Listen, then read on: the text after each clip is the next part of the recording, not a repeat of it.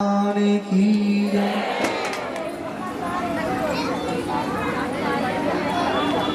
तो अपने अंदर हमेशा प्रभु की भक्ति में लगना है। ठाकुर जी की कृपा जब ही होगी हमारे ऊपर।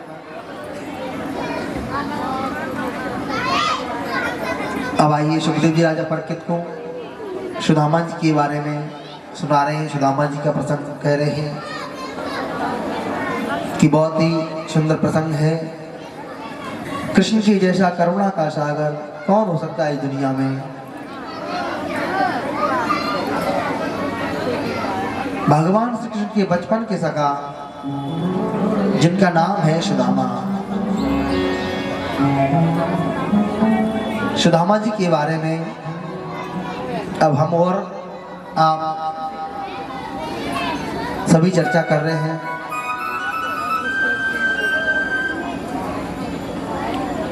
कि सुदामा जी के जीवन में क्या लिखा है और लोग बात क्या क्या कहते रहते हैं। प्रेम चलो जय श्री राधे। सुदामा जी के बारे में चर्चा कर रहे हैं। सुदामा के जीवन में कुछ भ्रांति है लोगों के मन में। भागवत में श्री सुखदेव जी ने सुदामा जी को यह नहीं कहा है कि सुदामा जी भीख मांगते हैं। भीख मंगा नहीं कहा है। सुदामा जी भीख नहीं मांगते हैं। जिसने भी कहा है ये गलत कहा है।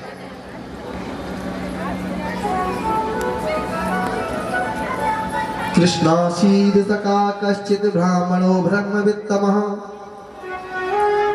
विरक्तेन्द्रियार्थेषु प्रशांतात्मा जितेन्द्रिय। सुदामा जी ने जीवन में कहीं भी भीख नहीं मांगी है। जिसने भी कहा ये गलत कहा है। ब्राह्मण भीख मांगता है तो ब्राह्मणता नष्ट हो जाती है। ब्राह्मण को कभी भीख मांगनी नहीं चाहिए। भीख मांगने का अधिकार ब्राह्मण को नहीं बताया है। दान लेने का अधिकार ब्राह्मण को दिया है कि ब्राह्मण को दान लेना चाहिए, ब्राह्मण को दान करना चाहिए। ये सत्य बात है। हमारे यहाँ घर में पूजा पाठ करने हम किसको बुलाते हैं? किसी ब्राह्मण को ही बुलाएंगे। पंडित ब्राह्मण वही है। किसी ब्राह्मण को बुलाएंगे, पंडित जी को बुलाते हैं, वो हमारे पुरोहित होते हैं।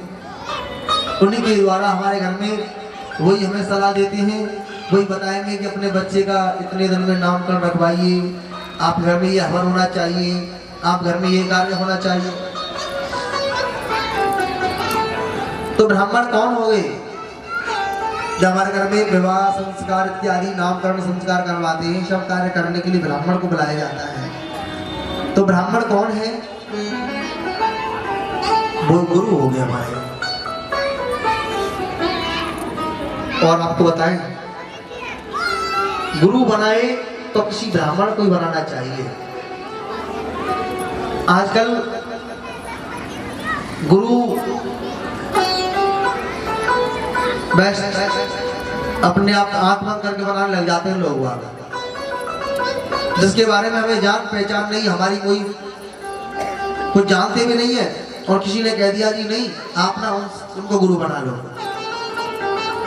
जब ही तो ये सब हो रहा है गलत इसीलिए तो हो रहा है क्योंकि हमें जिसको गुरु बनाना चाहिए हम उसको गुरु बनाते नहीं है।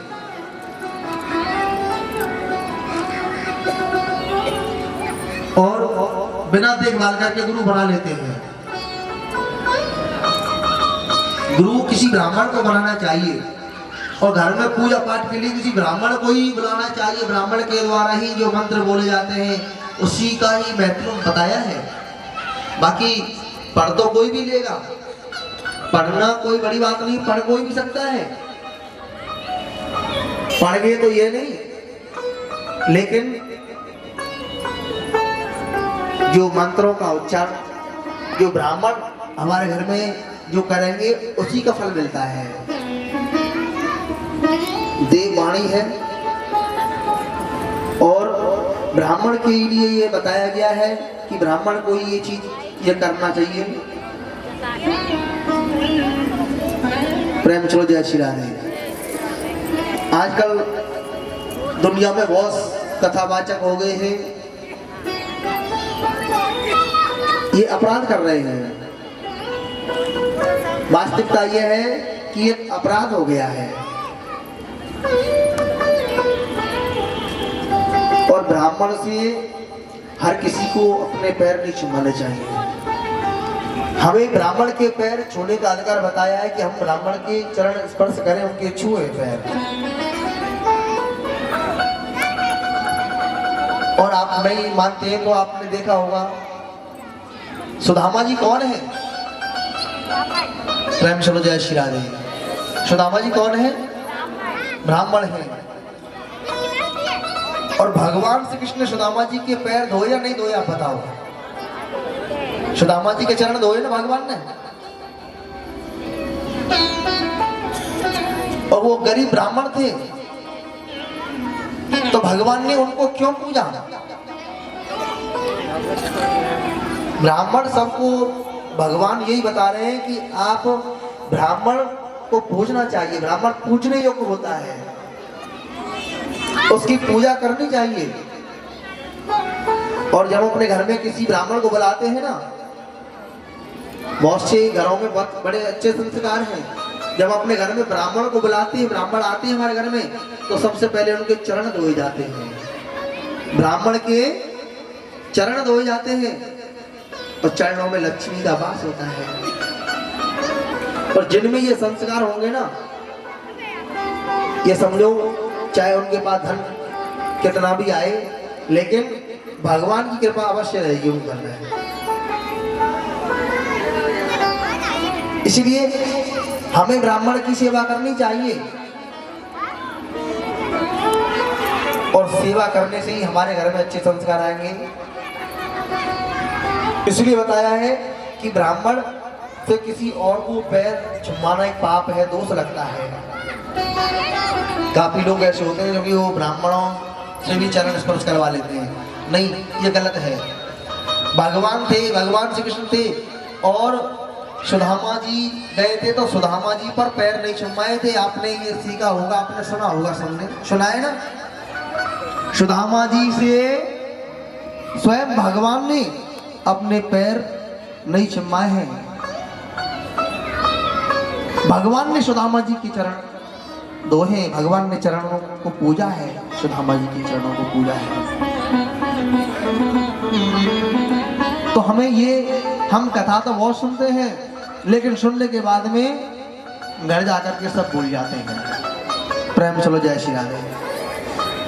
कथा तो सुनेंगे और कथा का महत्व और हमें कथा क्या सिखा रही है, हमें क्या ज्ञान दे रही है, इस चीज को देखना। तो हम आते रहते हैं अक्सर करके मुकुंदपुर में, और जब आएंगे ना तो ये समझो कि आधे लोगों को तो यही मालूम नहीं है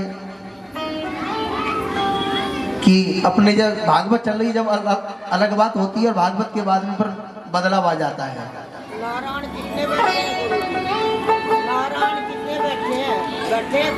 प्रेम चलो जय श्री राधे। तो अपने अंदर हमें ये संस्कार बढ़ाना है कि हमें किस प्रकार से ब्राह्मण को बुला करके किस प्रकार से उनको मानना चाहिए। लेकिन यहाँ पर स्वयं भगवान भी कहते हैं कि भैया ब्राह्मण का कभी भी अपमान नहीं करना चाहिए, संत का कभी भी अपमान नहीं करना चाहिए। ये बहुत गलत बात होती है। भगवान श्री कृष्ण राजा थे द्वारका के, और उन्होंने भगवान कहते ब्राह्मण को पूजा है। तो यहाँ पर यही लिखा गया है कि ब्राह्मण यदि भीख मांगता है तो उसकी ब्राह्मणता नष्ट हो जाती है। ब्राह्मण को भीख मांगने का अधिकार नहीं बताया है, ब्राह्मण को दान करने का अधिकार बताया है कि आप ब्राह्मण को दान करिए। आप पूजा पाठ करवाते तो उनको दक्षिणा देते नहीं, देते हैं। जब हम कोई भी घर में भोजन कराते तो ब्राह्मण को दक्षिणा दी जाती है, दान दिया जाता है। दान देने के लिए ब्राह्मण को बताया है कि ब्राह्मण को दान देना चाहिए, ब्राह्मण को दान करना चाहिए।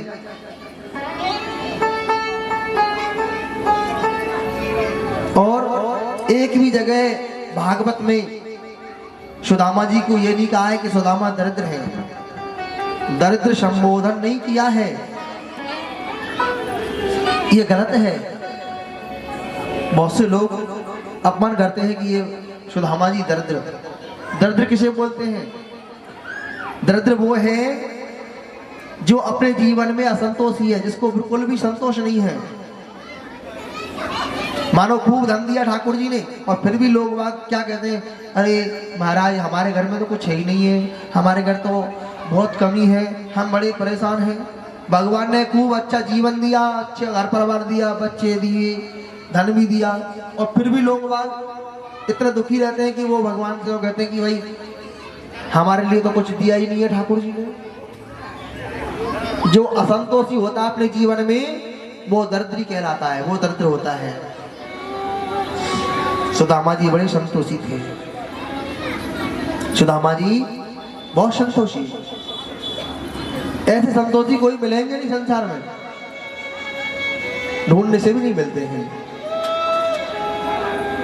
जब आवे संतोष धन, जब आवे संतोष धन, सब धन दूर समान। जब आवे संतोष धन सब धन दूर समान। जिसके जीवन में संतोष रूपी धन आ जाता है उसको और कोई धन अच्छा नहीं लगता है।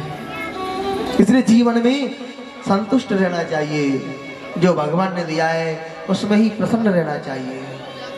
व्यक्ति उसमें जो भगवान ने दिया उसमें खुश नहीं रहता है, जो कहता है नहीं मुझे तो और ज्यादा धन मिल जाए, मुझे तो और ज्यादा, मेरे पास एक मकान है और 2-3 मकान हो जाए मेरे, और ज्यादा बड़ा हो जाऊं मैं।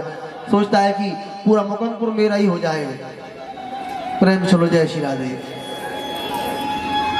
ये असंतोषी विचार हो जाते हैं। ऐसा विचार कभी नहीं रखना चाहिए। अरे भगवान से प्रार्थना करनी चाहिए, भगवान हमारे लिए तो भोजन मिल ही जाए और सबको मिलना चाहिए, सभी खुश रहे, सबके जीवन में आनंद आए। यही तो संतोष रूपी धन है, जो अपने बारे में ना सोच करके और हर किसी के बारे में सोचे कि नहीं भाई ठाकुर जी इन सबको ही मिलना चाहिए, हमें तो दे ही रहा है, लेकिन कोई भी जीवन में दुखी ना रहे। जिसकी ऐसी सोच होगी भगवान उससे हमेशा प्रसन्न रहते हैं, उसको हमेशा खुश करके रखते हैं, खुश रहता है वो व्यक्ति अपने जीवन में। और जो मेरा ही मेरा सोचता रहता है कि नहीं मेरा बस मेरे लिए मिल जाए, चाहे दूसरे का कितना भी नुकसान हो जाए, असंतोषी बनना बहुत खराब है। सुदामा जी के जीवन में बड़ी गरीबी है, लेकिन फिर भी किसी से कुछ पैसा मांगते नहीं है, किसी से कोई धन नहीं मांग रहे हैं। बहुत भयंकर गरीबी सुदामा जी के जीवन में है, तो बेचारे मांगते कुछ भी नहीं है, सत्संग कथा सुनाते हैं, उसमें जो भी आ जाता है उसी से अपना जीवन यापन करते हैं। कई बार बैसाख के महीने में गेहूं की बालें टूट के गिर जाती हैं, बेचारे जाते हैं और अन्न बीन करके लेके आते हैं, गेहूं की बाल बीन के लेके आते हैं और घर में ला करके अन्न निकाल करके उसी का भोजन यापन करते हैं। लेकिन बेचारे फिर भी किसी से मांगते नहीं है कि नहीं मुझे मेरे पास बहुत कमी है, ऐसा कभी नहीं कहते हैं। बहुत संतोषी है सुदामा जी, इतना संतोष तो किसी के जीवन में आ ही नहीं सकता है जितना सुदामा जी के जीवन में था। आज उनकी पत्नी कहने लगी कि आपके जो बचपन के सखा हैं द्वारकाधीश, आप उनसे मिलने जाओ ना। सुदामा जी बोले देवी तुमने कितनी पुरानी याद दिला दी, अरे वो मेरा यार नहीं, मेरा लंगोटिया यार है वो, हम दोनों एक साथ में पढ़ते थे, एक साथ खेलते थे, एक साथ में खाते थे। और आज देखो वो द्वारका का राजा है और मैं अपनी कुटिया का राजा हूँ, अपनी कुटिया में रहता हूँ। अब तो उतनी उनकी पत्नी से रहा नहीं गया। उन्होंने कहा तुम द्वारकाधीश प्रभु के पास क्यों नहीं जाते, चले जाओ ना, उनसे मिलने जाओ। सुदामा जी बोले देवी तुम जानती हो कि घर में कुछ रहता नहीं है और कुछ जगह ऐसी बताई गई है कि वहां कभी खाली हाथ नहीं जाना चाहिए। जैसे कि अपनी बहन बेटी के यहाँ जाते हैं तो खाली हाथ नहीं जाते हैं, नहीं जाना चाहिए। रिश्तेदारी में जा रहे हैं खाली हाथ नहीं जाना चाहिए। गुरु के यहाँ जाते हैं कभी खाली हाथ नहीं जाना चाहिए। सत्संग में कथा सुनने जा रहे हैं तो वहां खाली हाथ नहीं जाना चाहिए। अपने मित्र के यहाँ भी जाते हैं तो खाली हाथ नहीं जाते हैं, क्योंकि हम वहां खाली हाथ जाएंगे और वहां उनके बच्चे परिवार होंगे और वो क्या कहेंगे, देखो कैसे मित्र आए हैं, ये कुछ भी नहीं लेके आए हमारे लिए। आप जानते हैं सभी, हम कहीं जाते हैं तो कुछ लेकर के जाना चाहिए।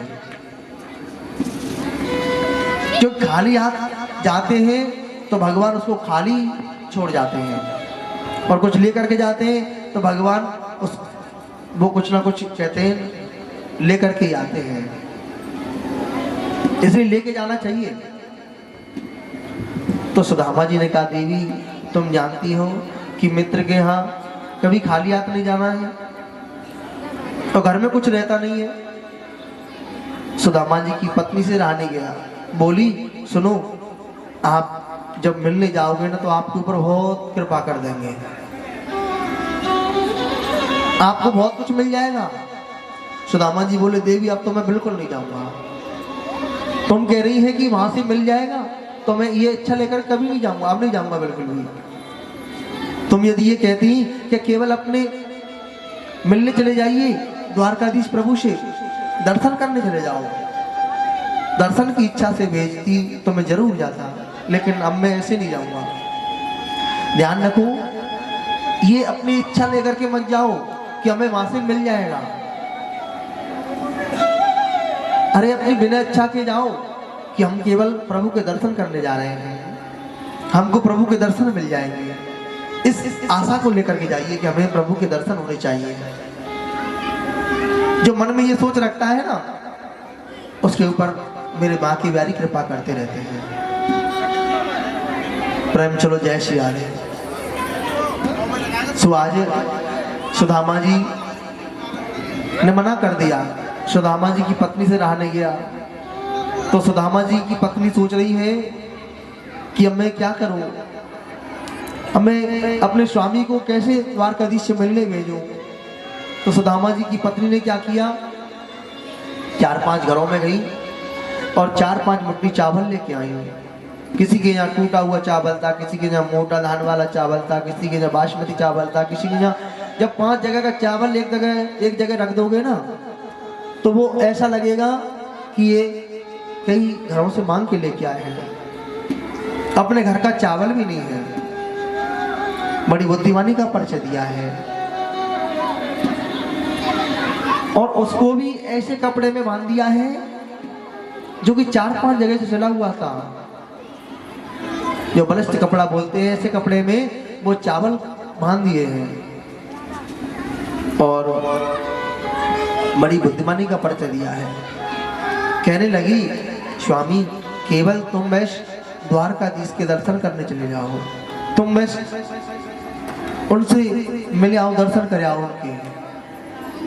सुदामा जी बोले देवी ऐसा कौन होगा जो अपने प्रभु से मिलने की इच्छा नहीं रखता होगा, द्वारकाधीश से मिलने की इच्छा नहीं करता होगा।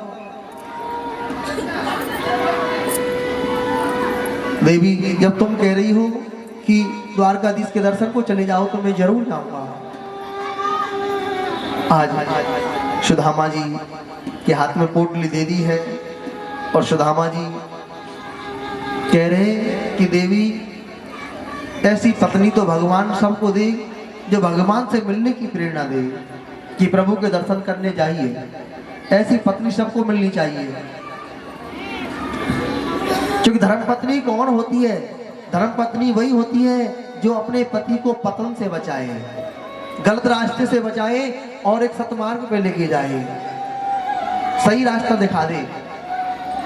वही तो अपनी धर्मपत्नी है। सुदामा जी बोले ऐसी पत्नी तो भगवान सबको मिलनी चाहिए जो कि प्रभु से मिलने की प्रेरणा देंगे। आज सुदामा जी के नेत्र सजल हो गए और वो पोटली अपने कांख में दबा लिए हैं और श्री कृष्ण की याद करते हुए जा रहे हैं। प्रेम चलो जय श्री कृष्ण, जय श्री कृष्ण। आज जय श्री कृष्ण बोलते हुए जा रहे हैं। ऐसा दुबला पतला सा शरीर है सुदामा जी का, 20 जगह से धोती फटी हुई है, सर पे ढकने को वस्त्र नहीं है, फूटा सा लोटा है, टूटी सी छड़ी है, उधड़ी सी रस्सी है, पैरों की बेवाइयां फटी हुई है और एक एक हड्डी एक बच्चा गिर सकता है। ऐसा दुबला पतला शरीर सुदामा जी का है। मन में कामना है कि मुझे श्री कृष्ण का दर्शन करना है। आज सुदामा जी भूख प्यास सब भूलते जा रहे हैं। भूख लगती है, प्यास लगती है, भूख लगती है, प्यास लगती है, जिंदगी अब उदास लगती है। कैसे आऊं मैं द्वारिका तेरी, कैसे आऊं मैं द्वारिका तेरी, आस भी अब निराश लगती है, आस भी अब निराश लगती है। हे गोपाल, मिलने की कामना है कि मुझे श्री कृष्ण का दर्शन होगा, लेकिन उस भगवान से मिलने की उसी में सुदामा जी भूख प्यास सब भूल गए जिंदगी में कि मुझे भूख भी लग रही है, पानी भी नहीं पिया, चल रहे हैं पैदल पैदल चले जा रहे हैं भगवान श्री कृष्ण की कामना के लिए। बड़ी मुश्किल हो गई। बीच में एक विशाल नदी मिली। अब तो ऐसी नदी 3 महीने से सुदामा जी चलते चले जा रहे थे, पैदल चल रहे हैं, शरीर सूख गया है, नदी पार कैसे करें, मन में चिंता है। नदी के किनारे जाकर के बैठ गए हैं। आज मेरे गोविंद को सब मालूम है कि सुदामा जी को भूख प्यास सब भूल गए हैं और सुदामा जी बड़े ही समझो रास्ते में भगवान ने कहते सुदामा जी के एक पैर में कांटा लग गया ना, तो मेरे भगवान ने आकर के वो कांटा निकाला था सुदामा जी का। जीवन में कहीं भी कोई परेशानी आती है और जो मेरे गोविंद को याद करता है तो गोविंद आकर के उसको उस मुसीबत में से निकाल देते हैं। सुदामा जी के जीवन में कहीं भी कोई तकलीफ आई, दुख आया, तो सुदामा जी के बारे में मेरे गोविंद को सब मालूम था कि आज कहाँ है सुदामा। सो आज धीरे धीरे करके निया नदी के पास में जब बैठ गए सुदामा जी, तो मेरे गोविंद स्वयं केवट बन करके आए हैं और आए और केवट बन करके कहने लगे, अरे भैया कोई नदी पार करने वाला है क्या, कोई जाने वाला है क्या? सुदामा जी बोले, जी भैया हम जानो चाहे हमें तुम पार कर दोगे क्या? कन्हैया बोले, अरे हमारा काम तो पार करने का ही है, कोई हमारी नाम में आ जाए और वो पार नहीं हो, हम सबको पार कर देते हैं और संत और ब्राह्मणों को तो आइए ना, बैठिए पंडित जी। अब सुदामा जी जैसे उस नौका में बैठे, सोई भगवान का, आप जानते हैं भगवान कैसे वो बातें करते हैं। भगवान बोले, पंडित जी बुरा मत मानना, तुम्हारी जेब में कुछ पैसे धेले हैं या नहीं है? प्रेम चलो जय श्री राधे। सुदामा जी बोले, भैया रोक रोक, मैं जब नौका में ना बैठना चाहूँ। भगवान बोले, क्यों नहीं बैठना चाहते हो? अरे बताओ, हमारे पास पैसे है नहीं है, रुपए है नहीं है, और तुम वैसे हमें पार करोगे नहीं, तो इसलिए हमें नहीं जाना है। केवट जी ने कहा, नहीं, संत और ब्राह्मणों को तो हम वैसे ही पार करते, आप बैठो। वैसे ही मन की इच्छा ले रहे थे मेरे गोविंद। सुदामा जी नौका में बैठ गए हैं, और नौका में बैठ गए। केवट जी बार बार सुदामा जी की ओर देख रहे हैं। सुदामा जी बोले, चो भैया, ये तुम बार बार हमारी ओर क्या देख रहे हो? केवट जी ने पूछा, बुरा मत मानना पंडित जी, आप कहाँ जा रहे हैं? बताओ ना, आप कहाँ जा रहे हैं, बताओ। सुदामा जी बोले, अरे तुम्हें मालूम है वो द्वारकाधीश है ना, जो द्वारका के राजा हैं, वो हमारे बचपन के सखाए हैं, हमारे बचपन के मित्र हैं, और हम उनसे मिलने जा रहे हैं। श्री कृष्णचंद्र महाराज उनके पास जा रहे हैं। केवट ने कहा, ओ भैया रहने दे, और रहने दो पंडित जी, आपके बचपन के मित्र, वो द्वारका के राजा आपके मित्र हो सकते हैं? सुदामा जी ने कहा, अरे भैया तू कहा जाने, अरे पहले तो जीवन भर नौका चलाई है ना, तू कहा जाने हमारे कन्हैया के बारे में। हमारे कन्हैया कभी ये नहीं देखते कि तुम्हारे पास वस्त्र कैसा है, वो कभी ये नहीं देखते कि आपके पास वस्त्र कैसे है। मेरे कन्हैया कभी ये नहीं देखते हैं कि आपके पास में सोना चांदी कितना है। मेरा कन्हैया द्वारकाधीश प्रभु केवल ये देखते हैं कि आपका भाव कैसा है, आपका मन का भाव कैसा है, प्रभु से मिलने की कितनी लगन है आपके अंदर, गोविंद से मिलने की लगन है या नहीं है, ये देखते हैं वो। केवट जी ने कहा, भाई सारी दुनिया बदल गई, पर मेरा सुदामा भी नहीं बदला, अभी वैसा नहीं वैसा ही है। बताओ, सब बदल गए, लेकिन ये सुदामा अभी भी ऐसा ही है। आज सुदामा जी को भगवान ने पार किया है, और पूछा कि ये बताओ, केवट जी से पूछा कि यहाँ से केवट जी द्वारकापुरी कितनी दूर है, अभी कितनी दूर और चलना पड़ेगा हमें? तो केवट जी ने कहा, सुनो पंडित जी, आपके शरीर को देख के ऐसा लग रहा है कि आपको भी और 3 महीने का समय लग जाएगा। तुम्हारा इतना दुबला पतला शरीर है, तुम कितना चल पाओगे रास्ते में? अभी तुम्हें बहुत समय लग जाएगा। सो केवट जी ने सुदामा जी को पार किया है। सुदामा जी ने सोचा कि तेरी इच्छा होए तो बुला लियो, और ना हो तो कोई बात नहीं, हम तो यही सो जाते। एक मिट्टी का डेल लिया, उसकी तकिया बना ली, और आधी धोती लपेटे हुए हैं, आधी धोती ओढ़ ली। श्री कृष्ण नाम लेते हुए, जाप करते हुए, और नींद ले लिए, नींद ले रहे हैं। आज नदी के किनारे सो गए। जैसे ही ब्राह्मण की नींद खुली, तो हर जगह से जय श्री कृष्ण, आप भी बोलो जय श्री कृष्ण, जय श्री कृष्ण, कोने कोने से आवाज आने लगी, जय श्री कृष्ण, जय श्री कृष्ण। ब्राह्मण की नींद खुली कि ये मैं क्या देख रहा हूँ, मुझे स्वप्न दिख रहा है या वास्तव में ही मैं कृष्ण की नगरी में आ गया हूँ? ये सब जय श्री कृष्ण बोल रहे हैं, ये कहाँ से आवाज आ रही है? अब जब ब्राह्मण ने अपना मुंह धोया और बहुत होने के बाद में